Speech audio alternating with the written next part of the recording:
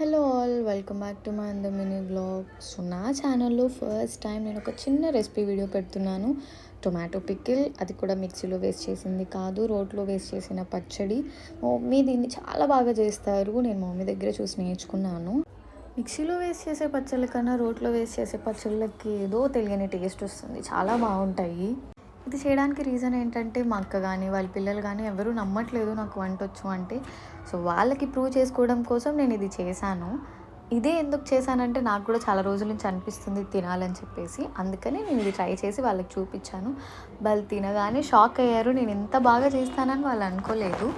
మా మమ్మీ అంత కాకపోయినా ఏదో ఒక లెవెల్లో నేను బాగానే చేస్తాను. అమ్మాయిని కుకింగ్ విషయంలో పొగిడితే అదొక బెస్ట్ కాంప్లిమెంట్ అని ఫీల్ అయిపోతుంటారు. ఆ రోజు నేను కూడా అలాగే ఫీల్ అయిపోయాను. మా అక్క వాళ్ళ పిల్లలు బాగుందని చెప్పి తింటుంటే అసలు ఫీలింగ్ నెక్స్ట్ లెవెల్. అసలుకి నేనంత బాగా చేశానా అని ఫీల్ అయిపోయాను.